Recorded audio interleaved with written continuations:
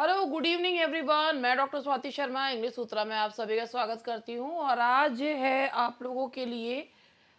मैंने इससे पहले UP PGT last time preparation जो है मेरा इसी पे स्टार्ट हुआ है और इसमें वर्ड्सवर्थ मैंने स्टार्ट करा है और कल मैंने क्लास नहीं ली थी क्योंकि कहीं मुझे जाना पड़ गया था। तो आज उसी चीज़ को कंटिन्यू कर रही हूँ और मैं आप लोगों को यहाँ पर एक चीज़ ये बताना चाहूँगी कि यदि आप देखो पीजीटी का तो मैंने इस पे चलाया है और वैसे मुझे नहीं पता कि कितने लोग इसको देखेंगे और वो पसंद करेंगे, क्योंकि कोई भी बैच जब चलता है ना तो वो उसकी जो यूट्यूब पर बेसिकली उसकी सफलता इसी बात पर निर्भर करती है कि या टीचर कंटिन्यू करेगा नहीं करेगा, वो इसी बात पर डिपेंड करता है कि स्टूडेंट्स देख रहे हैं नहीं देख रहे हैं।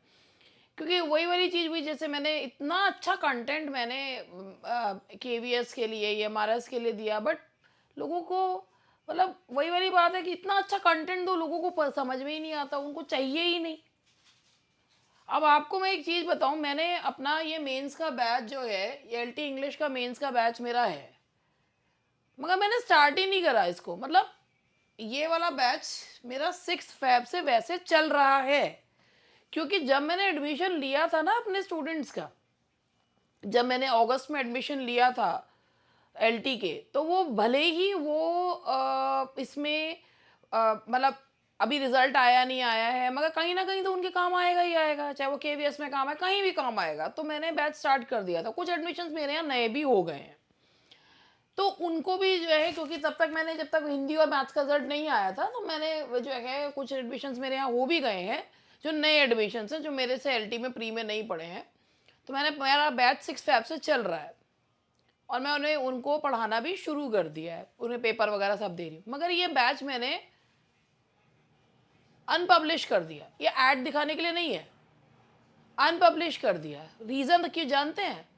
कि जब तक रिजल्ट नहीं आया, क्योंकि बात क्या होती है कि जब आप फीस ले लेते हैं स्टूडेंट से और फीस लेने के बाद हमारा ये है कि भाई फीस नॉन रिफंडेबल है, वो हमारा फंडा है कि हाँ भाई हमारा क्या सभी का है।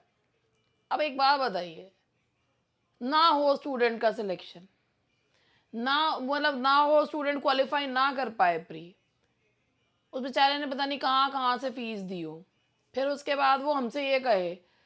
अब बात क्या होती है कि इन ये जो फीस रखी है, ये फीस में ऐप अपना कमीशन काट लेता है, रेजर पे वाले अपना कमीशन काट लेते हैं, जीएसटी कट जाती है उसके बाद, लेकिन अगर आप स्टूडेंट को रिफंड करोगे तो सारा करना पड़ेगा।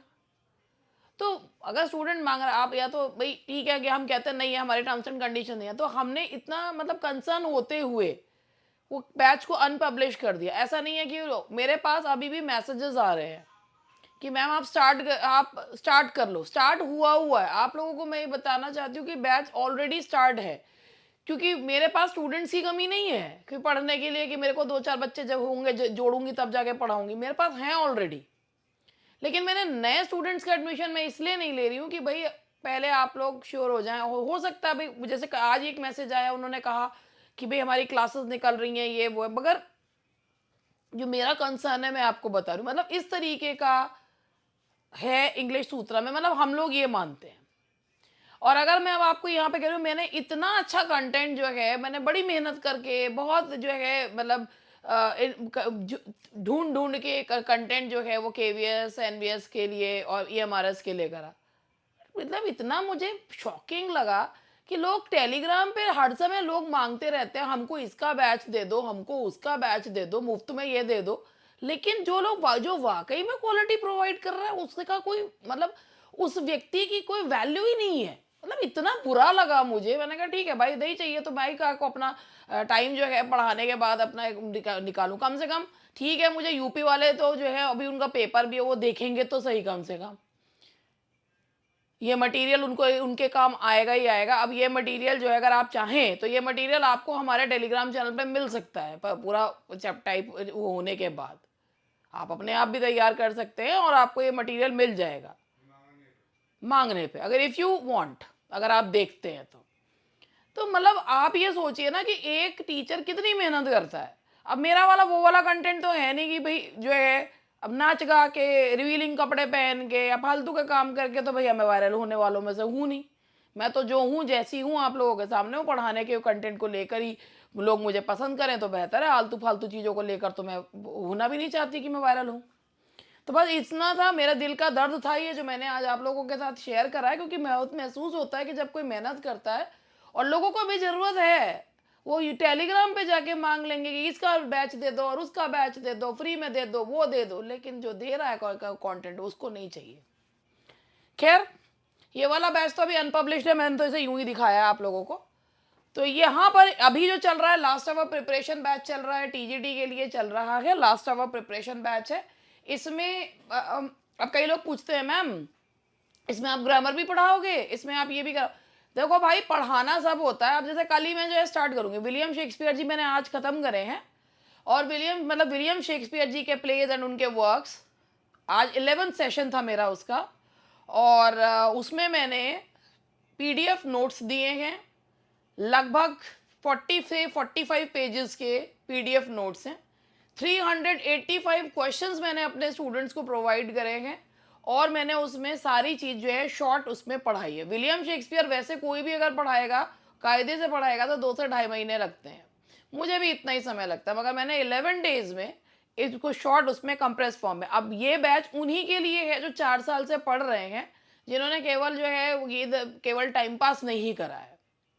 और ग्रामर का ऐसा है, जैसे कल मैं स्टार्ट करूंगी, कल मुझे जो है ग्रामर में पार्ट्स ऑफ स्पीच का आइडेंटिफिकेशन बताना है, तो मेरे तरीके से in one lecture I let other students know कि how to identify parts of speech, और इसी तरीके से उसमें मेरा जो है वो स्टार्ट होगा। भाई हिस्ट्री भी क्या है, शॉर्ट में हिस्ट्री भी, शॉर्ट का मतलब ये नहीं होता चीज़ें छोड़ दी गई, इसका मतलब ये होता है compressed form but everything, but you should be well versed in it, ये है चीज़। तो भाई अगर आपको लगता है तो आप, क्योंकि भैया मेरा जो डिटेल्ड बैच है, मैं कोई आलतू फालतू बात करने वालों में से नहीं हूँ। डिटेल्ड बैच जो मेरे हैं वो 8,500 के होते हैं, लेकिन ऐसा नहीं है, क्योंकि जो क्वालिटी देने वाला बंदा होता है ना, वो क्वालिटी वो फ्री भी देगा ना तो क्वालिटी से कॉम्प्रोमाइज नहीं करता, मैं भी नहीं करती, हाँ, मगर उसे कंप्रेस्ड कर देती हूँ। तो चलिए, आज है आप लोगों के मोस्ट एक्सपेक्टेड क्वेश्चन ही हमारा इसका जो है वो था, मोस्ट एक्सपेक्टेड क्वेश्चन ही हैं, शायद इसका भी अब भी यही लगा रखा है, हैं? अरे क्यों, हाँ वही है, मोस्ट एक्सपेक्टेड क्वेश्चन है, पीजी एक्सपेक्टेड क्वेश्चंस हैं। तो चलो भाई, पहले एक्सपेक्टेड क्वेश्चन से ही स्टार्ट करूंगी, उसके बाद आज मैंने बहुत अच्छे क्वेश्चंस आप लोगों के लिए लेकर आई हूँ, और खुद ही बनाए हैं ये वाले क्वेश्चंस, मतलब इस तरीके के क्वेश्चंस होने चाहिए। कहाँ है क्वेश्चन? हाँ,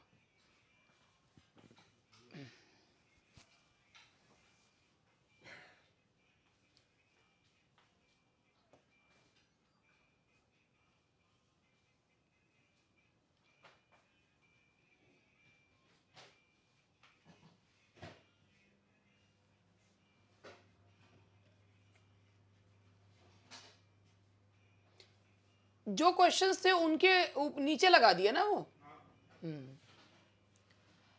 आज पहले हम क्वेश्चंस करेंगे, उसके बाद जो है वो मैं आप लोगों को क्वेश्चंस करवा दूं, उसके बाद आगे बढ़ेंगे। सबसे पहले आप लोग क्वेश्चन देखिए, in which year was the collection poems in 2 volumes publish. तो पोएम्स इन 2 वॉल्यूम्स कौन से ईयर में आया था, ये आपको कुछ ईयर्स जो है वो याद होने चाहिए। तो पोएम आप पहले देखो, फिर उसके बाद जवाब दो, क्योंकि अभी मुझे क्वेश्चंस करा रहे हैं कि आज तो मुझे 50 क्वेश्चंस कराने में ही समय लग जाएगा। 50 क्वेश्चंस है, क्वेश्चंस के बाद ही इसका जो है, इसमें मैंने वो भी थ्योरी भी ले रखी है। तो थ्योरी अगर आप लोगों को लगता है कि मुझे थ्योरी भी पढ़ानी चाहिए, तो मुझे कमेंट में ज़रूर बताइएगा, तो मैं आपको थ्योरी इसकी करवा दूंगी। बेकार में मैं अपनी जान जलाऊं और आप लोगों को थ्योरी से कोई मतलब ना हो, ठीक है ना। तो पोएम्स इन 2 वॉल्यूम्स जो है, आप सभी को पता है कि दैट केम इन 1807। आज अमित जी को मैंने ज़्यादा तो नहीं बोल दिया आज? नहीं, और खड़े के बोल के वो भी कोर्स बेचने या फलाना करना नहीं करना भैया, जिसे खरीदना वो खरीदे बस। 2 जने काम करने ले, बीवी पति बस। 10 जने खड़े नहीं कर देते, आके ये पढ़ा रहे हैं। Which critic described Wordsworth's manner in poems as in 2 volumes and not simple but puerile? हाँ जी, ये वाला भी जो है इस, अरे चुप रहो। हाँ जी, सबसे पहले आप लोग जो है पहले इस क्वेश्चन को देखिए। ये एक्चुअली क्या है ना, ये बिटवीन द लाइन जो है वो क्वेश्चन है, और इसीलिए ये मैं आप लोगों के लिए लेकर आई हूँ कि भाई आप लोग जो है ये वाले क्वेश्चंस जो हैं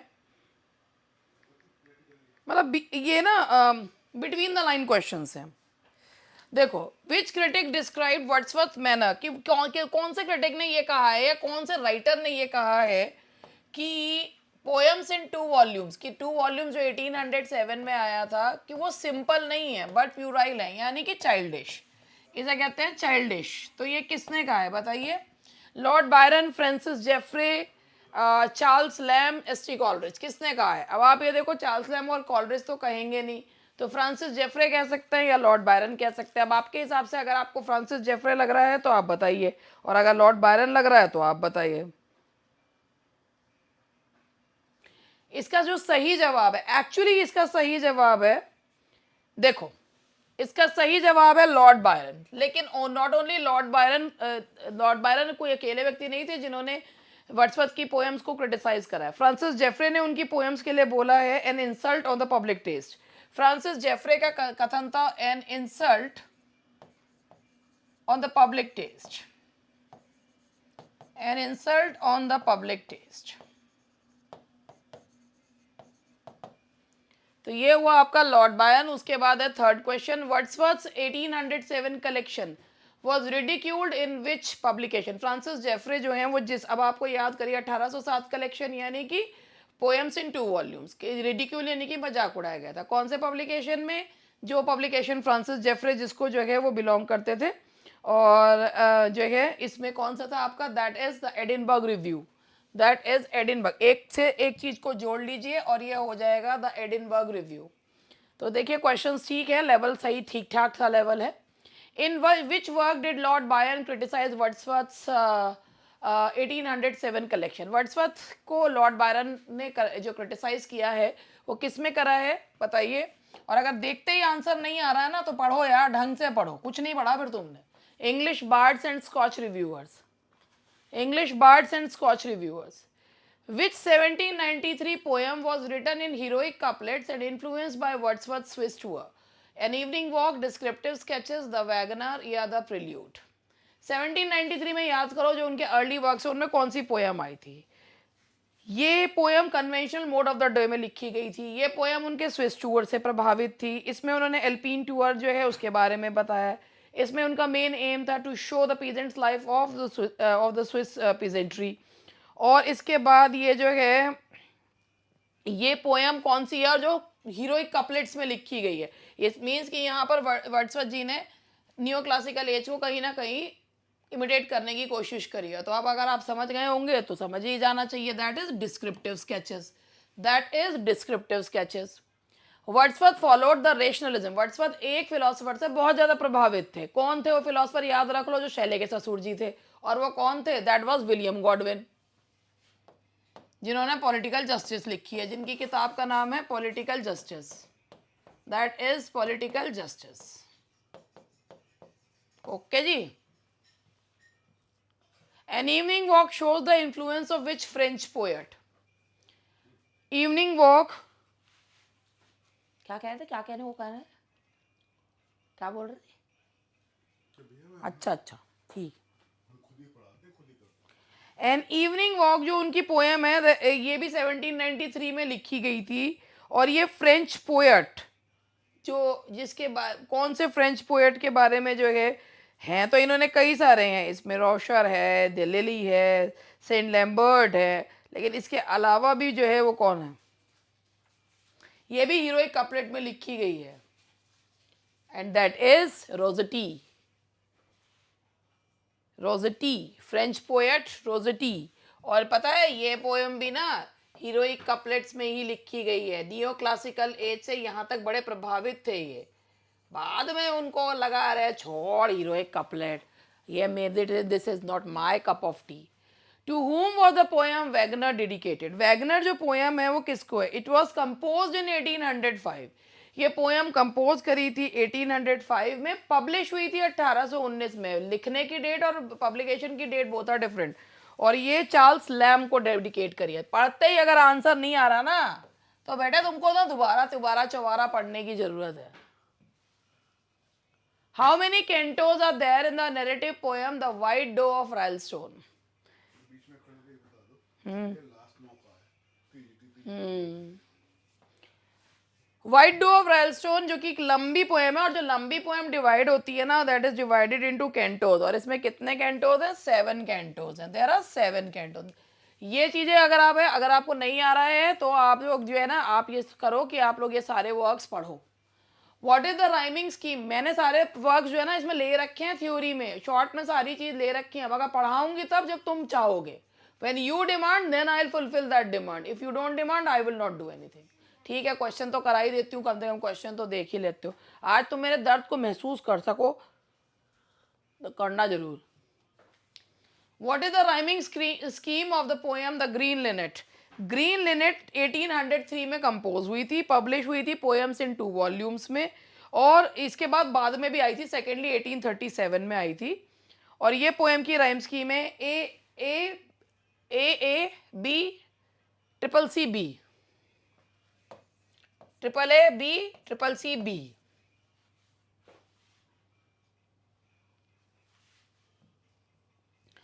where was the collection Lyrical Ballads largely written? Lyrical Ballads जो है, जो 1798 का इनका कलेक्शन था, वो लिखा कहाँ गया है? 1797 में प्लान किया गया था, और ये लिखा गया लार्जली, जो लिखा गया है सोमरसेट। राइडल माउंट मत दे देना जवाब, सोमरसेट में लिखा गया है ये।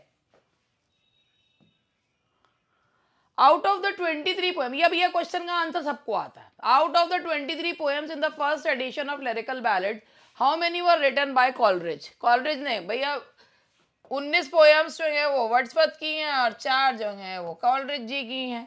ठीक है, और एक बात आप लोग याद रखना, ये आप डरो डरो इस बात से कि ये लास्ट मौका है अपने आप में। टीजीटी और पीजीटी जिस तरीके का है, नो बडी नोज कि what is going to happen next. हो सकता है एलटी की तरह हो जाए, हो सकता है कि इसमें भी जो है वो एज क्राइटेरिया लग जाए, अभी कुछ नहीं पता है।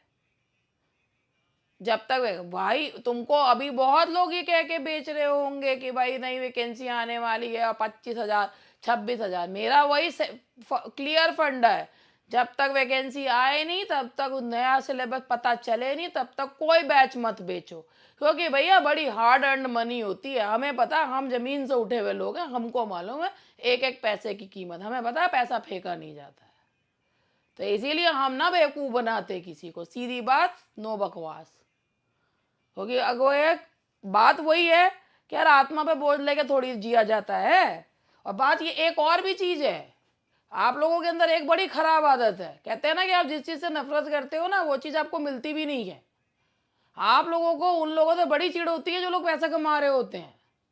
आप क्यों चिढ़ते हो उनसे जो पैसा कमा रहे होते हैं? कोई भी व्यक्ति अगर पैसा कमा रहा है तो मेहनत तो कर रहा है ना, और जो जेन्युइन व्यक्ति मेहनत करके पैसा कमाता है उससे बहुत चिढ़ते हो आप लोग। तो भाई एक बात है, अपने आप को उस लेवल पे लाओ, बनाओ अपने आप को कि कल को तुम भी जो है 70-75 हज़ार रुपये कमा सको, और जो तुम्हारा मन हो तुम खरीद सको। चीड़ो फूको मत, उससे कुछ नहीं होना।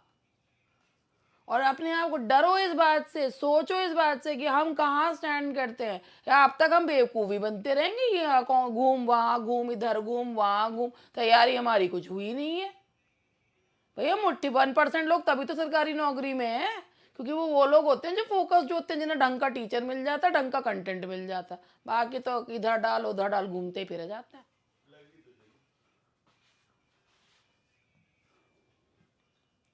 What is the first poem in lyrical Ballads collection? First poem जो लिरिकल बैलेड कलेक्शन में है उसका क्या नाम है बताओ? और सोचो, इतनी बकवास करने के बाद भी, सुन रहे हो, मतलब मैं आज जो है बोल रही हूँ बीच बीच में, सिर्फ क्वेश्चन क्वेश्चन नहीं करा रही, उसके बावजूद भी 19 मिनट में 13 क्वेश्चन करा दिए। मैं जगह यहाँ जी यस फ्रेंड्स आज हम ये पढ़ेंगे और वो पढ़ेंगे, तो अभी तक 2 ही क्वेश्चन हुए होते 19 मिनट में। What is the first poem in the Lyrical Ballads collection?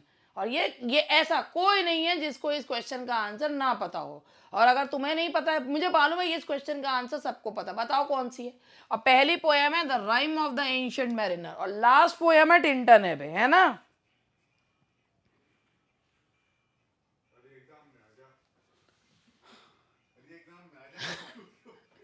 Which which poem is the last in the Lyrical Ballads collection? अभी मैंने खुद ही बता दिया which poem is the last in the lyrical, that is Tintern Abbey. अब सोचो यही question में पेपर में ये क्वेश्चन आ जाए, फिर कूदते मैंने आपको करवाया था। अरे अगर ये ना करवाया तो क्या करवाया भैया, ये तो साधारण क्वेश्चन है।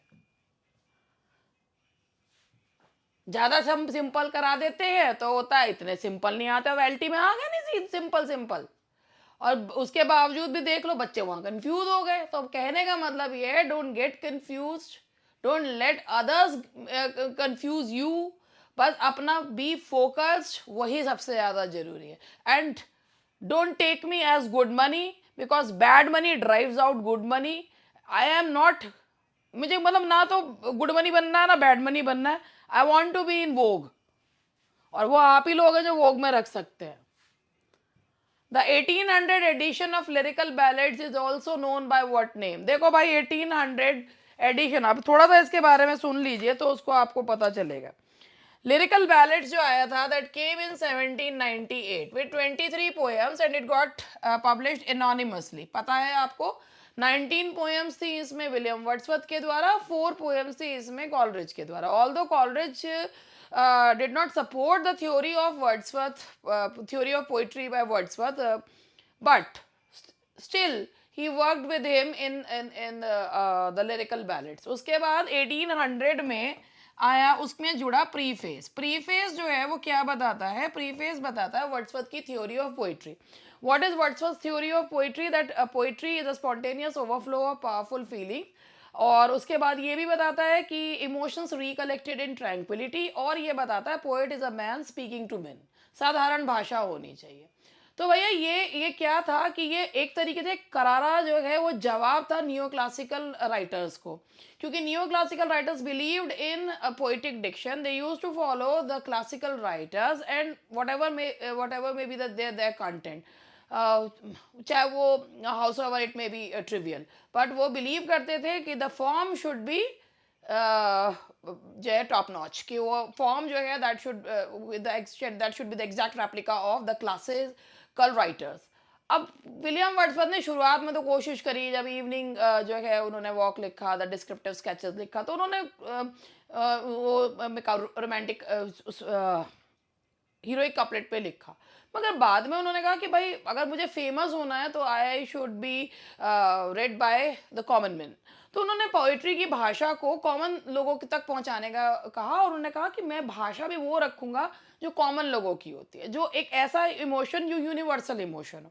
तो इसे क्या माना गया कि प्रीफेस जो लिरिकल बैलेड्स का उसे लिरिकल मैनिफेस्टो माना गया, या आप ये कह सकते हैं कि the literary manifestation, the literary अब लिरिकल ना कह के इसको कहेंगे the literary manifesto of the literary manifesto of the movement. आप इसको ये कह सकते हैं the literary manifesto of the movement, ये इसको कहा जाता है। ठीक है जी, अब चलिए आगे बढ़ते हैं। In which year was the preface to Lyrical Ballads first publish? जो भाई पहली बार आया है तो 1800 में, एक्सपैंड करा गया 1802 में, पहली बार आया था 1800 में। Which critic called lyrical ballads a trumpet that heralded the dawn of a new era? भाई किसने कहा है? देखो ये क्वेश्चंस होते हैं, बहुत अच्छे क्वेश्चंस होते हैं, और ऐसा नहीं है कि आप ये मत कहना कि ये क्वेश्चंस पूछे नहीं जा सकते, बिल्कुल पूछे जा सकते हैं। तो कौन से क्रिटिक ने कहा है कि द लिरिकल बैलेड्स कहाँ है भैया?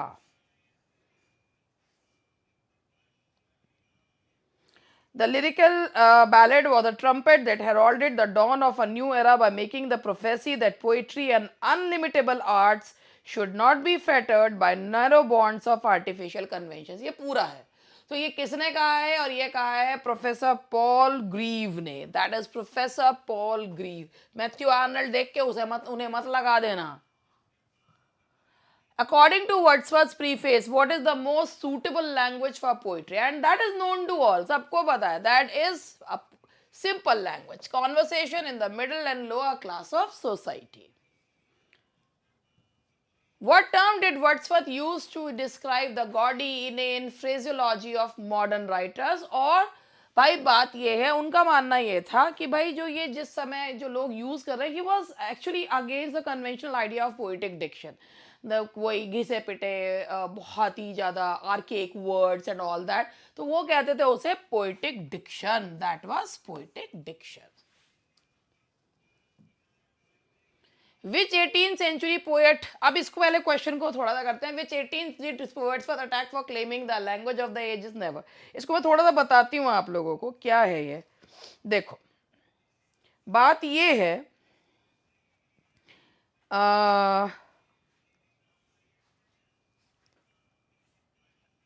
उन्होंने थॉमस ग्रे के एक सोनेट को उन्होंने ये कहा है कि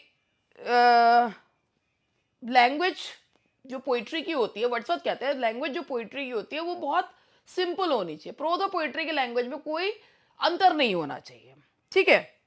तो उन्होंने कहा कि उन्होंने थॉमस ग्रे के एक सोनेट को अटैक करते हुए ये कहा कि थॉमस ग्रे ने, जो ग्रेवयार्ड स्कूल ऑफ पोइट्री के जो है मास्टर थे, थॉमस ग्रे के एक सोनेट को अटैक करते हुए उन्होंने ये कहा कि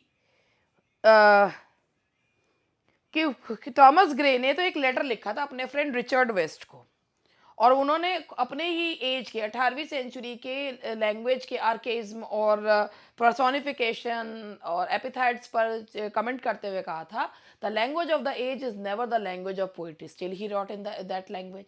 तो उस पर उन्होंने इसमें जो अटैक करा है, किसको करा है, इन्होंने ग्रे को, थॉमस ग्रे को अटैक करा, क्योंकि ग्रे खुद ही कहते थे कि उनके एज की लैंग्वेज अप्रोप्रिएट नहीं थी। In which poem does Wordsworth addresses a bird as bleedy newcomer and darling of the summer? Skylark देख के फटाक से मत लगा देना, क्वेश्चन पढ़ लो जरा। इन विच पोएम, किसमें उन्होंने blithe new comer and darling of the summer कहा है, और किसमें, अगर आपको याद हो कि एक ये यहाँ पर ये भी कहा है कि this you are a voice a mystery. 8 stanzas हैं इसमें, 4 लाइन्स ईच हैं, मिस्ट्री और voice, you are not a bird you are a voice. कौन सी पोएम है? Yes, cuckoo, to the cuckoo. और स्काईलार्क देख के एकदम लगता ना स्काईलार्क ही होगा ये तो।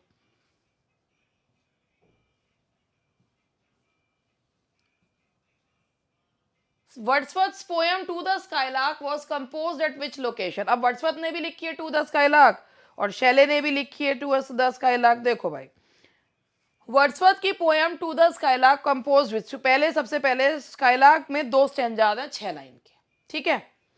राइम स्कीम है ए बी सी सी। और ये जो पोएम है ये कहाँ पर जो है कंपोज की गई है? ये पोएम कंपोज की गई है राइडल माउंट में 1825 में। It was compose at Rydal Mount in 1825, later it got published in 1827। What is the name of Wordsworth only play? Wordsworth ने एक ही प्ले लिखा है और प्लेज नहीं लिखे उन्होंने। The recluse, the excursion, the borders या लियोडामिया। तो इसका सही जवाब है दैट इज द बॉर्डर्स, ठीक है।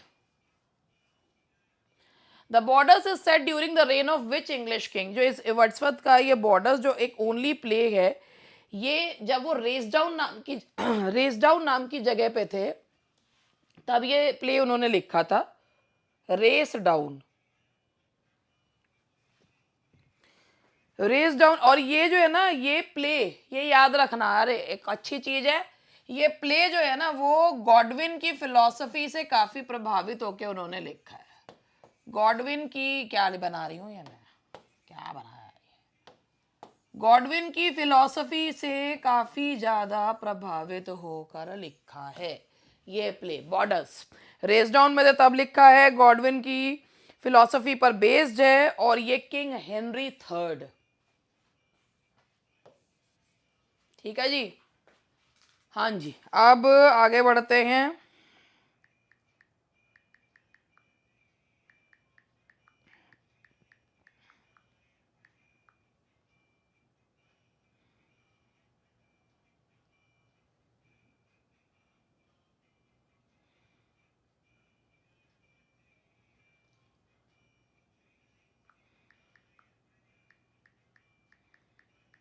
अब बस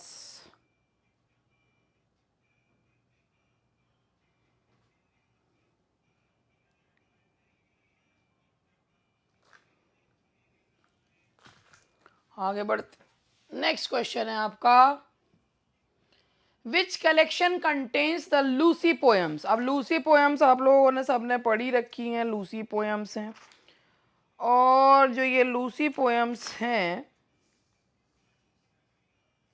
ये ग्रुप ऑफ 5 पोएम्स हैं वर्ड्सवर्थ के द्वारा। देयर आर 5 पोएम्स, और मोस्टली जो है ये जर्मनी में जो है वो लिखी गई थी, एक इमेजिनरी जो है वुमेन को, और आप लोगों को ये पोएम जो है पता भी होगा।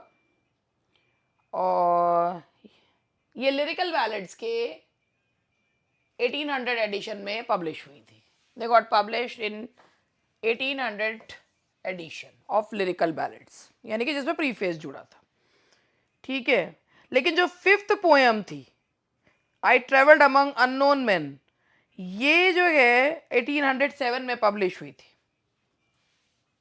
बाकी की जो 4 पोएम 1800 में हुई थी, और जो लास्ट पोएम थी I travelled among unknown man, that got published in 1807 collection. What classical story is the narrative poem Laodamia based on. ठीक है, लाडोमिया जो है वो किस पर आधारित है भैया? ट्रोजन वॉर पर आधारित है। This is based on Trojan war, ठीक है। और आप लोगों को भी लगता है, मुझे लगता है कि आप लोगों ने भी पढ़ते वैसे इसका जवाब दे दिया होगा।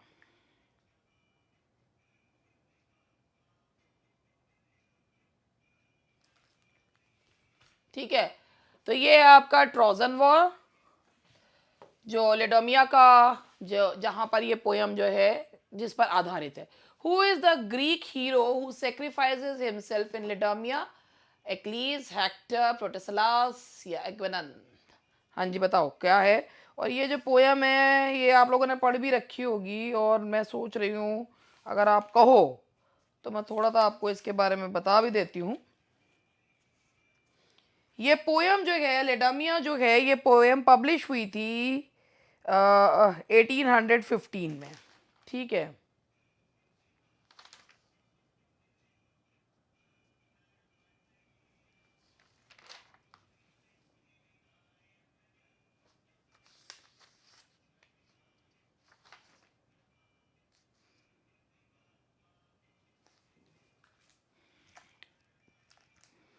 एक मिनट का मुझे टाइम दीजिएगा।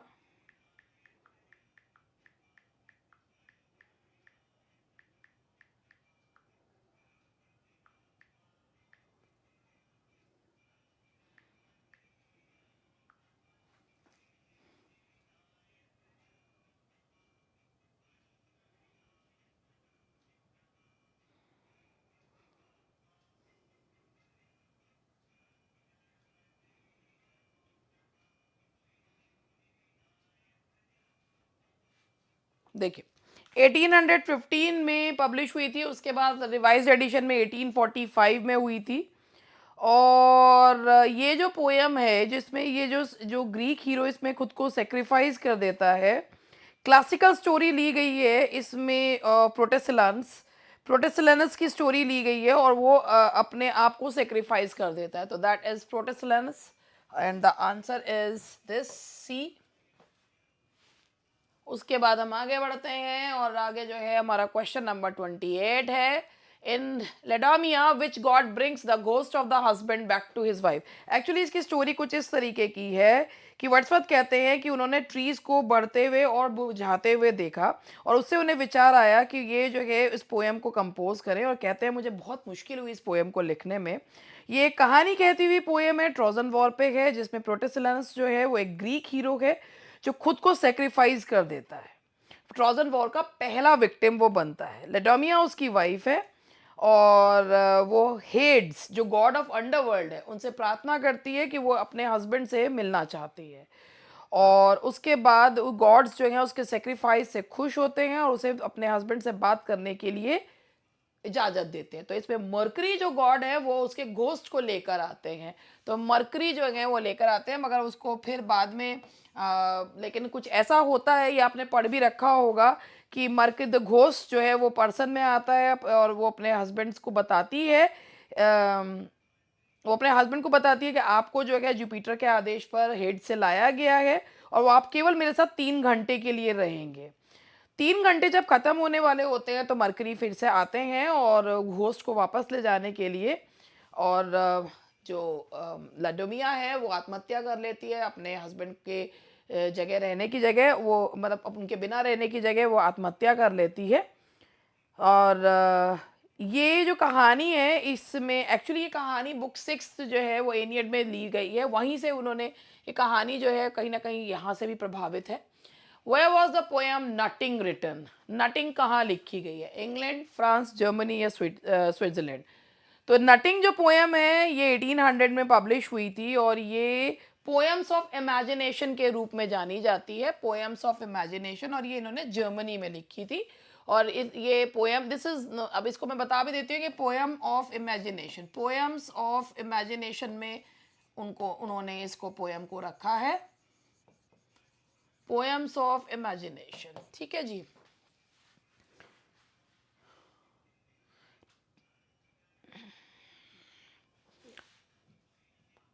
वर्ड्सवर्थ क्लासिफाइड, अभी आगे यही क्वेश्चन आया, वर्ड्सवर्थ ने actually cuckoo, Tintern Abbey, resolution and independence, I wandered lonely as a cloud, इनको जो है पोएम ऑफ इमेजिनेशन में रखा है। तो ये भी जो है पोएम ऑफ इमेजिनेशन में आती है। तो आई होप कि आपको यहाँ तक मेरा सेशन अच्छा लगा होगा, नहीं भी लगा लेकिन मैं फिर भी ये जानना चाहूँगी कि अगर आप लोग चाहते हैं कि मैं कल इसे ख़त्म करूँ, जो थ्योरी है इसकी वो भी आप लोगों को बताऊँ और बचे हुए क्वेश्चंस भी कराऊँ। देखो 15 मैंने पहले कराए थे, 50 आज है, तो 65 क्वेश्चंस हैं और हो सकता है और भी जोड़ दूँ, मगर डिपेंड करता है आपके रिस्पॉन्स पे। अगर आप रिस्पॉन्स देंगे तो मैं बिल्कुल जो है इसमें और बेहतर जान लगा दूंगी अपनी, और नहीं तो फिर कोई बात नहीं है, तो जो चल रहा है चलता रहेगा, थोड़ा बहुत तो दिखते रहना चाहिए मुझे, है ना भाई। ओके जी, bye bye and best of luck.